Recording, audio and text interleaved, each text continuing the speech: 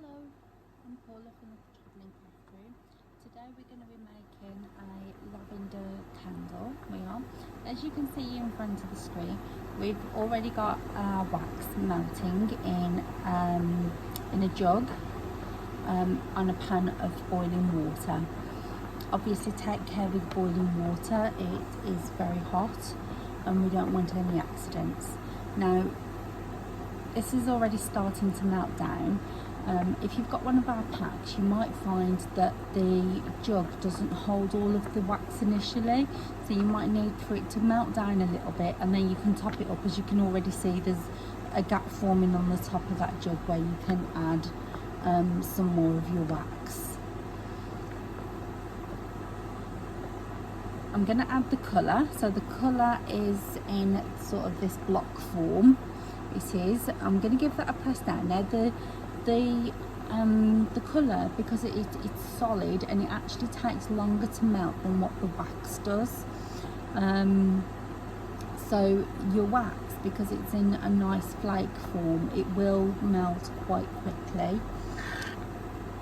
You've got a stick in your pack, so you can give it a little stir and kind of poke the colour down to the bottom just to help it melt a little bit quicker.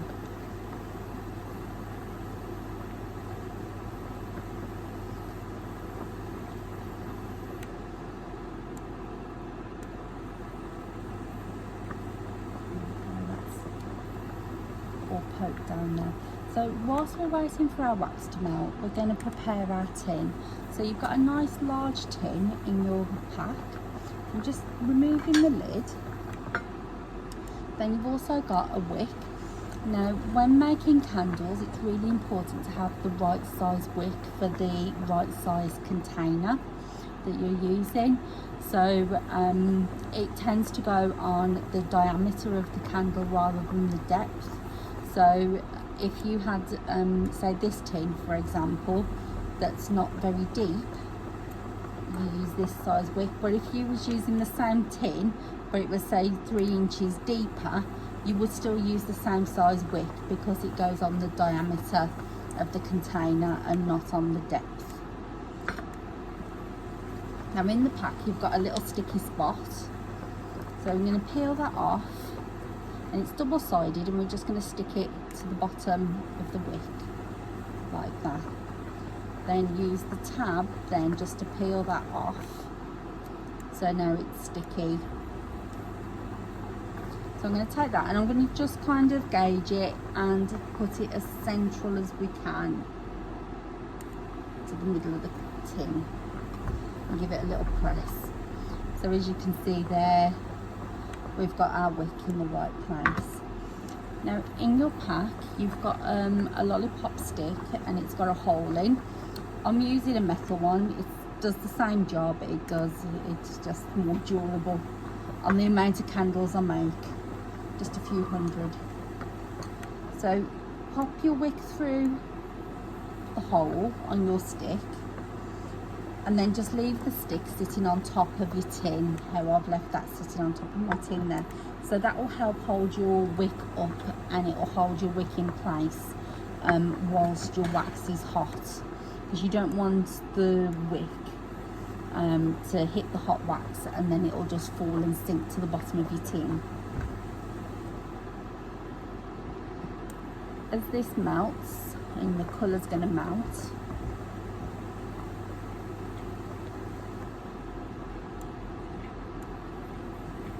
you'll see that it might start clumping together, so just use your stick to break up any little clumps.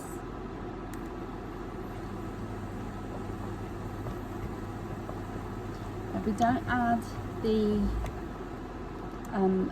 essential oil until after we take the candle off the heat. We don't, because obviously if we put that essential oil into the wax right now, because it's on heat, all those lovely fragrances are going to start evaporating now, which isn't what you want. You want to be able to smell your lovely candle when you choose to light it. I know these packs have been done in a way as to aid sleep, but I just want to take a moment to stress the importance of not lighting your candle on or near anything that's gonna catch fire, and don't light it when you're really tired as well, because we don't want you to fall asleep with a burning candle, because that equally wouldn't be very good.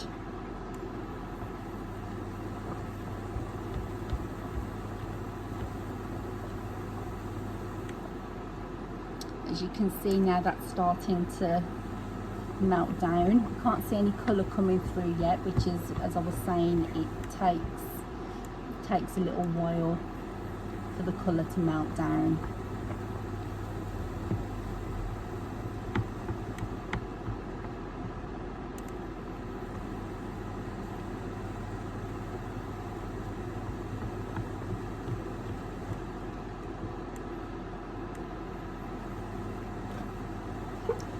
I'm going to measure out my essential oil whilst we're just waiting.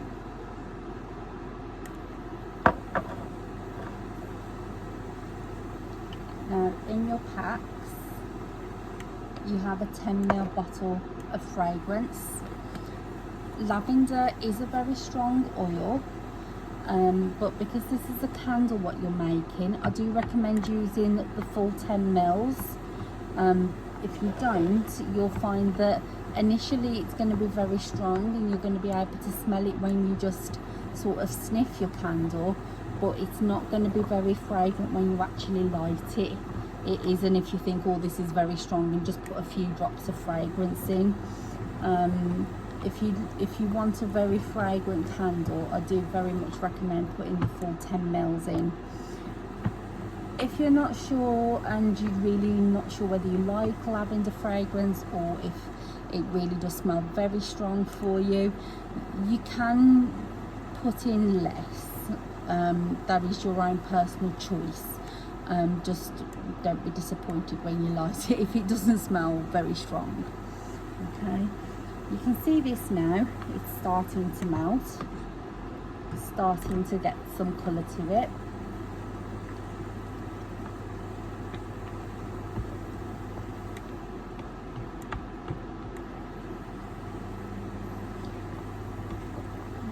With candles and colours as well, when you're melting colours in wax, the actual finished product is not going to look anything like necessarily the colour of what it looks like once it's melted.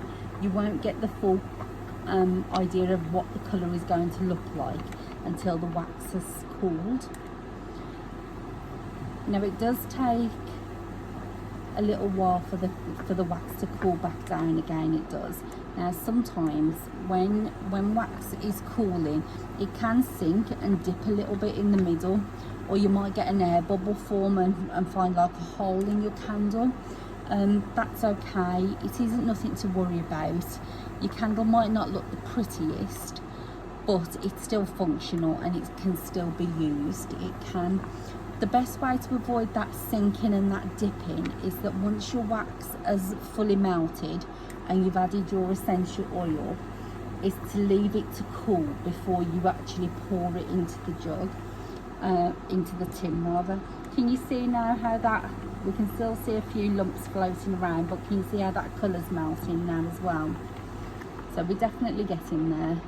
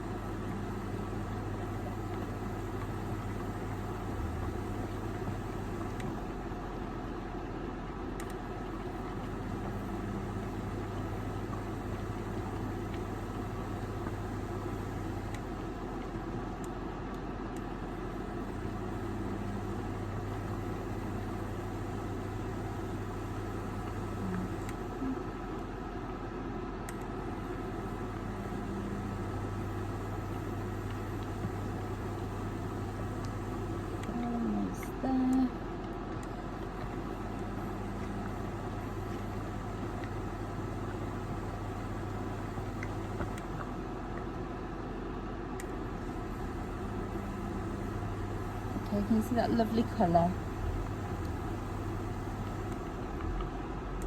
I think we're pretty much there now. I'm just turning off my hob.